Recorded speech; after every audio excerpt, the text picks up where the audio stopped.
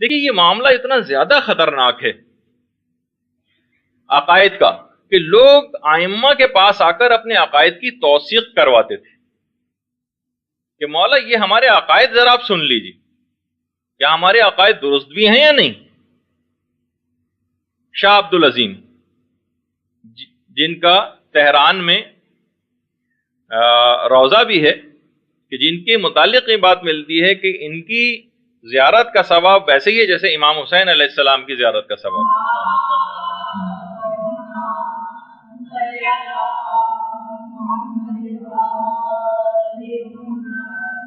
یہ آتے تھے اور اپنے عقائد امام کو سناتے تھے، اتنی جلالت کے باوجود اپنے عقائد کی توثیق آ کر کرواتے تھے کہ مولا سن لیجئے میرے عقائد صحیح بھی ہیں یا صحیح نہیں ہیں۔ کسی اصحاب ائمہ میں سے اگر کسی کو کوئی کتاب ملتی تھی تو یہ نہیں کہ جس طرح ہمیں بس کتاب لائے اس کے اندر کوئی حدیث پڑھی اور اس کے اوپر مثلا ہم نے اچھلنا شروع کر دیا اور اسی کے اوپر اپنے نظریات بنا لیے، تحقیق کیے بغیر کہ حدیث صحیح بھی ہے یا نہیں، اس کے حقیقی معنی کیا ہیں، علماء نے اس کی کیا تفسیر بیان کی ہے، یہ کہیں کسی قرآنی آیات سے متصادم تو نہیں ہے، مسلمات عقائد سے کہیں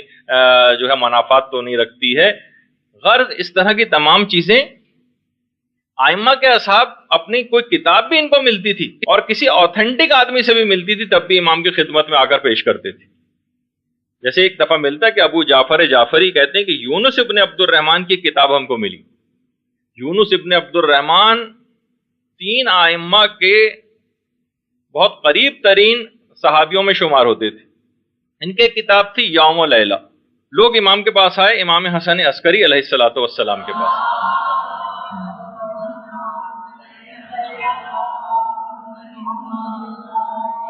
اور لا کر ان کی کتاب لا کر امام کی خدمت میں پیش کی کہ مولا اس کتاب کو دیکھ کر بیان کیجئے کہ اس کے اندر جو باتیں مندرجات وہ صحیح ہیں یا نہیں۔ امام حسن عسکری علیہ السلام نے صفحہ بہ صفحہ اس کتاب کو دیکھا اور کہا کہ یہ میرا دین ہے اور میرے آباء و اجداد کا دین ہے اور یہ تمام کا تمام حق اور صداقت کے اوپر مبنی باقاعدہ۔ اور یہ بھی امام نے فرمایا کہ اس کتاب کے ایک ایک حرف کے بدلے یونس ابن عبد الرحمن کو خدا قیامت میں ایک نور عطا کرے گا۔ کتنی بڑا ان کا جو ہے وہ نام ہے۔ اب آپ خود اس سے اندازہ لگائیے کہ ان جیسے شخص کی یعنی باقاعدہ رجال کشی کے اندر جو ہے یہ روایت موجود ہے کہ یونس ابن عبد الرحمن جیسا جلالت رکھنے والا، جن کے متعلق 8ویں امام کا ایک جملہ ہے کہ یہ آج کل کے زمانے میں ایسے ہی ہے جیسے پیغمبر کے زمانے میں سلمان فارسی ہوا کرتے تھے، لیکن اس کے باوجود بھی یونس ابن عبد الرحمن کی کتاب کی توثیق آ کر لوگوں نے امام سے کروائی کہ مولا دیکھ لیں اس کے اندر عقائد صحیح بھی ہیں یا نہیں۔ اس سے آپ اندازہ لگائیں کہ عقائد ہر شخص سے نہیں لینے، ہر ذاکر سے نہیں لینے، ہر کسی بظاہر آج کل بہت سے دھوکہ باز قسم کے انکوالیفائڈ امامے پہن کر بھی آ گئے، اس سے بھی آپ کو ہوشیار رہنا ہے کہ افکار کہیں وہ لوگ تو نہیں پھیلا رہے۔ صرف یہ نہیں کہ صرف ہم شکلوں کو دیکھ کر دھوکہ کھا جائیں یا کوئی بہت زیادہ چرب زبانی آ کر کرے اور لفاظی آ کر کرے تو ہم اپنے عقائد اس سے لینا شروع کر دیں۔ اتنا زیادہ ائمہ اس معاملے میں سخت ہوا کرتے تھے، تو لوگوں نے آ کر توثیق کروائی۔ اسی طریقے سے لوگوں نے سامرہ میں 11ویں امام کے پاس آئے اور اللہم صلی علی محمد۔ ابھی میں تمہید باندھ رہا ہوں ساری یہ، اس کے بعد پھر میں آپ کے سامنے پروف پیش کروں گا کہ آج کل کیا ہو رہا ہے۔ اور امام کے پاس آئے اور کہا کہ مولا فضل ابن شاذان نے کتاب لکھی ہے عقائد پر، آپ ذرا اس کتاب کی توثیق فرما دیں۔ فضل ابن شاذان انتہائی جلیل القدر عالموں میں شمار ہوتے تھے۔ امام نے ان کی کتاب ملاحظہ کی اور ایک جملہ کہا کہ پوری کی پوری کتاب صحیح ہے اور ینبغی تمہیں چاہیے کہ اس کے اوپر عمل کرو۔ یعنی امام نے باقاعدہ اس متعلق جو ہے وہ توثیق کی ان کی۔ اسی طریقے سے دیکھیے دینی مسائل میں بھی ہم کس سے پوچھیں، عقائد کے سلسلے میں بھی اور اس سلسلے میں بھی کہ ہمیں مسائل شرعیہ بھی اگر معلوم کرنے، جیسے حسن ابن علی ابن یقطین، یہ ہمارے 8ویں امام امام علی رضا علیہ الصلوۃ والسلام کی خدمت میں آتے ہیں۔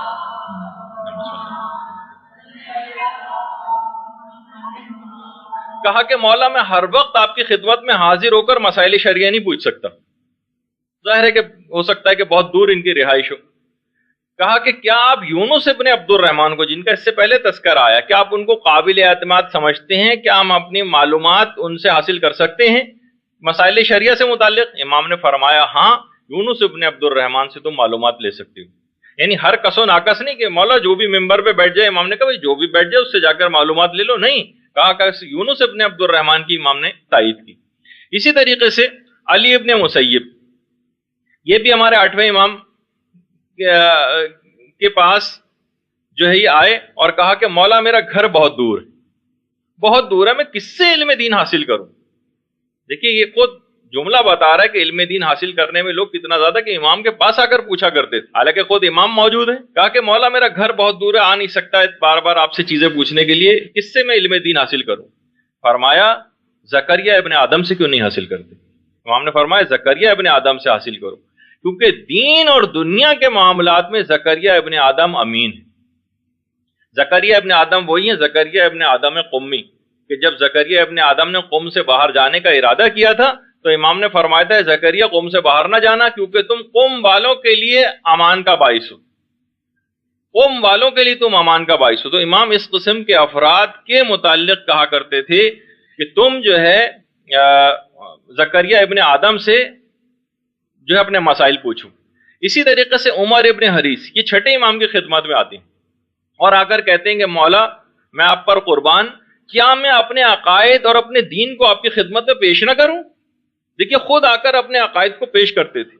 امام نے فرمایا ہاں اپنے عقائد پیش کرو. اس کے بعد عمر ابن حریث نے سارے اپنے عقائد بیان کیے. تو امام صادق نے سن کر کئی مرتبہ یہ بات عمر ابن حریث سے ارشاد فرمائی کہ خدا تم پر رحم کرے، خدا تم پر رحم کرے، خدا تم پر رحم کرے. بخدا یہی خدا، اس کے ملائکہ اور میرے آباء و اجداد کا دین ہے، اور اس دین کے علاوہ خدا کسی اور دین کو قبول نہ کرے گا. تو اتنی مسائل کے اندر اور اتنی عقائد کے اندر اتنی باریک بینی کے ساتھ ائمہ معصومین علیہم السلام کام کیا کرتے تھے. اور ائمہ خاص طور پر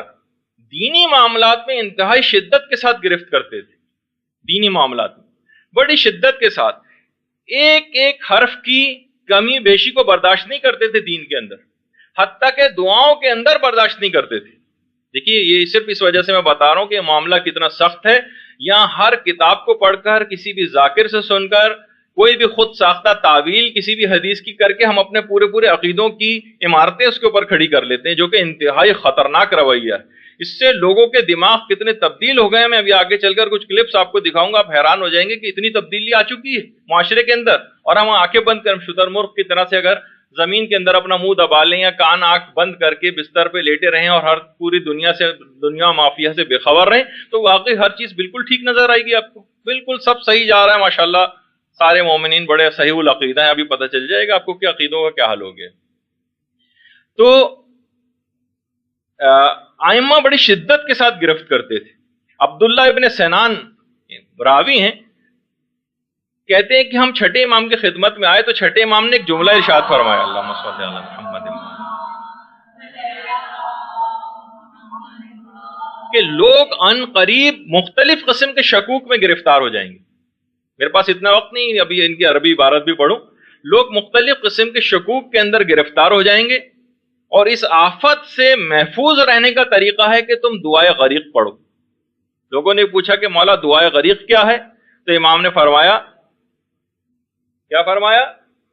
یا اللہ ہو، یا رحمان ہو، یا رحیم، یا مقلب القلوب ثبت قلبی علی دینی. امام نے جملہ ارشاد فرمایا. راوی کہتا ہے اس نے یاد کرنے کے لیے کہ مجھے یہ دعا یاد ہو جائے، میں دہرانے لگا اور کہا کہ یا مقلب القلوب والابصار ثبت قلبی علی دینک. امام نے کہا کہ دیکھو یقیناً خدا مقلب القلوب والابصار ہے، لیکن جو میں نے کہا ہے صرف وہ پڑھو، جو میں نے کہا ہے صرف وہ پڑھو. اور یا مقلب القلوب ثبت قلبی علی دینک صرف میں نے یہ بتایا ہے، اس میں ابصار کے لفظ کا اضافہ نہ کرو. دعاؤں تک کے اندر جبکہ حق بات کہی جا رہی ہے، خدا مقلب القلوب والابصار ہے، لیکن ائمہ نے کہا نہیں، اپنی طرف سے کسی جملے کا اضافہ نہ کرنا. یہی وجہ ہے جو ہم کہتے ہیں کہ نماز کے اندر ٹھیک ہے دل ہمارا بڑا چاہتا ہے کہ کاش تشہد کے اندر شہادت ثالثہ ہم پڑھتے، امیر المومنین کی ولایت کی گواہی دیتے، اگر خدا نے حکم دیا ہوتا بڑے ہم لوگ خوش ہوتے. لیکن یہ کہ اس عقیدے رکھنے کے باوجود کیونکہ پیغمبر نے نہیں پڑھی ہے اور ائمہ میں سے بھی کسی نے نہیں پڑھی، تم اپنی طرف سے اس کا اضافہ نہیں کر سکتے. جیسے مقلب القلوب والابصار، والابصار پروردگار یقیناً مقلب القلوب والابصار بھی ہے، لیکن کیا ہے کہ امام نے منع کر دیا کہ میں نے جتنا بتایا صرف اتنا تمہیں کرنا ہے، دعاؤں تک کے اندر اس بات کی اجازت نہیں دی۔ اور دیکھیے بہرحال یہی معاملہ آج بھی ہے، ایک پیغام اس کے اندر یہی ہے کہ دعائے غریق جو ہے آج کل خاص طور پر پڑھی جائے، کہ جس کے اندر ثبات قدم ہر لحاظ سے عمل کے اعتبار سے بھی ہمارے اندر رہے، اور ہم کہیں عقائد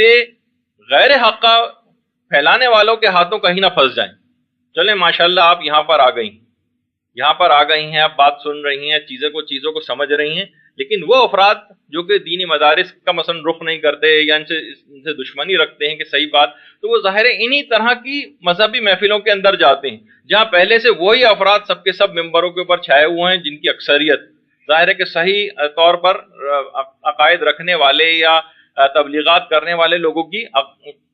جو ہے وہ کمی واقع ہو گئی، لہٰذا یہ افراد ممبر کے اوپر بیٹھ گئے ہیں۔ تو آج کل اس دعا کی بڑی اہمیت ہو گئی ہے کہ انسان اس دعا کا بار بار ورد کرتا رہے۔ اچھا اب دیکھیے لوگوں کا ایک عجیب و غریب طریقہ ہے کہ جو ہر رتب و یابس جو بھی کسی مجہول کتاب میں بھی ان کو لکھا ہوا مل گیا اس کے اوپر یقین کر لیا، کسی بھی شخص کو ممبر پہ چرب زبانی کرتے سنا اس کی باتوں کو جزو ایمان بنا لیا، ذاتی خیالات اور ذاتی قیاسات کا نام اعتقادات اور ایمانیات رکھ لیا گیا، اور یہاں پر ہر شخص اپنے آپ کو آج کل اتنا زیادہ قابل سمجھنے لگا ہے، خاص طور پر میں مردوں کی بات بتاؤں آپ تو واقعی قابل مبارکباد ہیں، خواتین کے اندر یہ صورتحال خدا کا شکر ہے کہ ابھی پیدا نہیں ہوئی، لیکن کہ آپ بیٹھ کر بات سن لیتی ہیں، بڑی عظمت ہے آپ لوگوں کی، لیکن مرد حضرات تو ایسے غرور و تکبر کا شکار ہو گئے ہیں کہ کسی بھی صحیح عالم کے پاس بیٹھ کر کبھی بھی اپنے عقائد، ہر کوئی بھی شخص اپنے عقائد کو سنوانا بھی اپنی کسر شان سمجھتا ہے، ارے میں تو بالکل صحیح عقائد کا، ان عالم کو کیا پتا، یہ تو مثلا فضائل اہل بیت کو بھی صحیح طور پر نہیں سمجھ پاتے معاذ اللہ، اور اپنے غالیانہ خیالات، اور اس کے اندر بہت سارے لوگ بڑے مغرور ہو کر بیٹھ گئے۔ یہاں پہ علماء ہیں، آپ کے سامنے تیجانی سماوی ہیں، آیت اللہ شیرازی کے پاس بیٹھ کر بہت سی چیزیں پوچھ رہے ہیں، اتنے بڑے بڑے عالم ہونے کے باوجود وہ کسر شان نہیں سمجھتے، اور یہاں جاہل افراد علماء کے پاس بیٹھنے میں کسر شان سمجھتے ہیں اپنے لیے۔ اور یہاں پہ مردوں میں سے خاص طور پر، یعنی میں واضح طور پر کہوں کہ ہر شخص بڑا اپنے آپ کو بقرات اور افلاطون سے کم فلسفی نہیں سمجھتا۔ تو بہرحال خواتین میں خدا کا شکر ہے کہ اس قسم کی بات نہیں، اور واقعی وہ دور لگتا ہے کہ آ گیا ہے جو پیغمبر اسلام کہتے تھے نا کہ وہ دور بھی آئے گا کہ لوگ حقیقی علماء سے اس طرح سے دور بھاگیں گے جیسے بھیڑیں بھیڑیے کو دیکھ کر بھاگتی، باقاعدہ، یعنی بھیڑیں بھیڑیے کو دیکھ، حقیقی علماء سے ایسا دور بھاگیں گے۔ جامع الاخبار کی جو روایت ہے اس طرح سے لوگ بھاگیں گے، اور آج ہمیں نظر آ رہا ہے کہ علماء کے پاس کوئی بیٹھنے کو اس لحاظ سے تیار نہیں، ہمیں کہیں نظر نہیں آتا کہ کوئی افراد میں سے کوئی شیخ مفید کی، بڑے بڑے علماء کی کوئی کتاب پڑھتا ہو، شیخ صدوق کی کوئی کسی نے کتاب پڑھی ہو، شیخ مرتضی انصاری کی کسی نے کتاب پڑھی ہو، شیخ توسی کی کتاب کسی نے پڑھی ہو، علامہ مجلسی کی بھی سوائے ایک دو جو ترجمے ہو گئے وہ بھی شاید ہی کسی نے پڑھی ہو، شیخ بہائی کی کتاب کسی نے پڑھی ہو، علامہ ہلی کی پڑھی ہو، میر باقر داماد، موجودہ مراجع مثلا امام خمینی کی کتابیں ہیں اور دیگر مراجع کی کتابیں ہیں، اور اب کتنی افکار اور چیزیں ترجمہ ہو کر بھی آ رہے ہیں، لیکن ہمیں نہیں نظر آ رہا کہیں پہ بھی کہ لوگ ان بڑے علماء کی کتابیں کہیں پڑھتے ہیں۔ یہ بہت خطرناک صورتحال ہو گئی۔ یہی وجہ ہے کہ آج کل کے دور میں بس ہماری جو فریضہ واجبی ایک لحاظ سے ہمارے جو ہو گیا ہے وہی جو کہ امام نے اپنی توقیع کے اندر جملہ ارشاد فرمایا تھا کہ وَأَمَّا الْحَوَادِثُ الْوَاقِعَةُ فَارْجِعُوا فِيهَا إِلَىٰ رُوَاةِ أَحَادِيثِنَا فَإِنَّهُمْ حُجَّتِي عَلَيْكُمْ وَأَنَا حُجَّةُ اللَّهِ، یعنی عام زندگی میں پیش آنے والے جتنے بھی مسئلے ان سب کے لیے ہمارے راویان حدیث یعنی مجتہدین کی طرف رجوع کرو، کیونکہ بہرحال یہ مجتہدین ہی ہیں جو کہ ائمہ کی طرف سے ہم پر حجت ہیں، جس طریقے سے ائمہ خدا کی طرف سے حجت ہیں زمین والوں کے لیے۔ تو بہرحال غیبت امام میں انہی مجتہدین کے پاس جا کر ہمیں صحیح تو ہر شخص سے نہیں لینی، عقائد کی بات لینی ہے، اور ہر شخص سے ہی ہم نے کوئی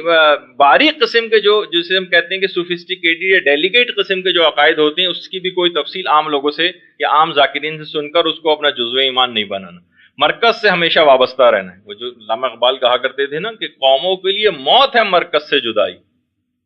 وہ صاحب مرکز تو خود ہی کیا ہے خدائی۔